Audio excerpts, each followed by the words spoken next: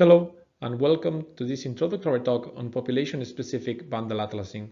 My name is Romero and I'm a PhD candidate at Mondragon Unibertsitatea, and I was also a Google Summer of Code student in DIPY during last summer. In the next two talks, I will be discussing how we can use diffusion data to create white matter bundle atlases. Here is the outline of the presentation. I will start by describing what we mean by an atlas and what's the role of atlases in neuroimaging and especially in diffusion MRI, and I will finally cover some of the most interesting applications of white matter bundle atlases. So what's an atlas? Probably when we hear the word atlas, the first thing that comes to our minds is the definition given by the dictionary, in which an atlas is just a map showing where particular things are located. In anatomy, an atlas is still a map, but a very special kind of map, let's say. Personally, I like this second definition, in which an atlas is defined as an anatomical representation showing group-wise or study population global or regional features. That means that with an atlas we are trying to represent a certain anatomical part, and we are trying to capture those traits that are consistent across different individuals. And we are trying to represent the average anatomy. So anatomical atlases, of course, have been around for centuries. First atlases were made by hand or written in books, and nowadays we have really amazing interactive atlases of the human body. In neuroscience, the creation of atlases that describe the brain anatomy has been a goal of neuroscientists from the very beginning. Take a look, for example, to the illustration made by Andreas Vesalius almost half a millennium ago and how accurate he was in describing the inner brain structure.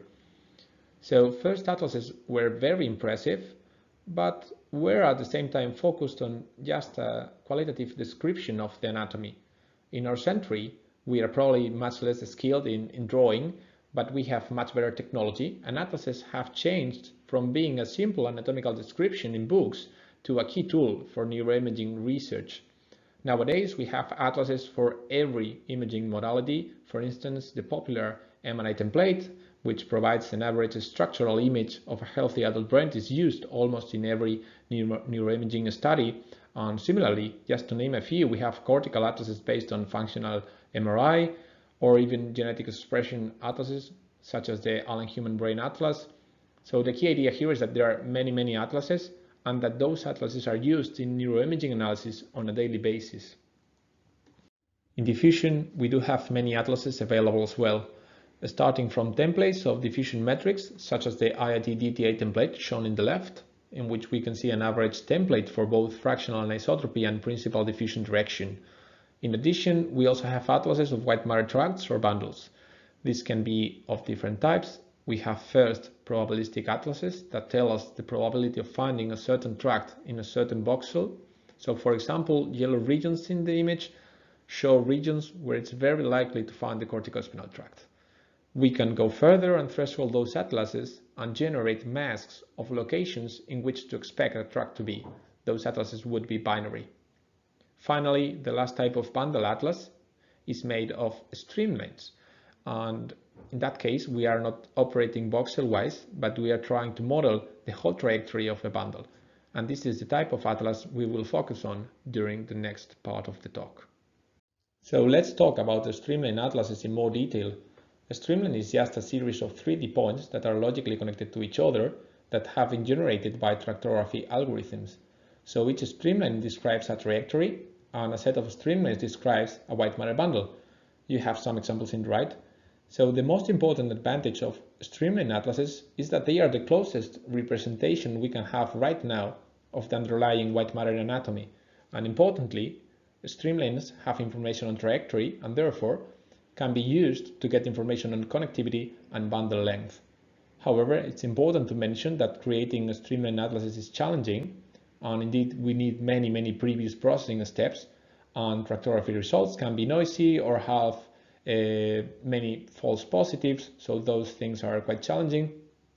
And we should not forget that in the end, streamlines are just a model of a trajectory, a very useful model, but do not exactly represent how neuron axons are connected to each other. So in any case, streamline atlases are a very powerful tool, and we will describe some applications right now. One cool application of streamline atlases is bundle extraction. Once we have created a whole brain tractogram, such as the one shown in the figure, we can use an atlas bundle to extract the same or the corresponding bundle from our tractogram. To do this, in DIPY, we have a tool called Rico Bundles, and if you are interested, you can go ahead and watch the talk on supervised bundle extraction. Another useful application of BundleAtlasing is registration. Let's say that we have already segmented a certain bundle from several subjects. So we have our bundles in native space. That means that our bundles are not aligned, as in the left image. Here, since our bundles are not aligned, we may wish to align them to a common space so that we can perform some sort of group-wise analysis afterwards.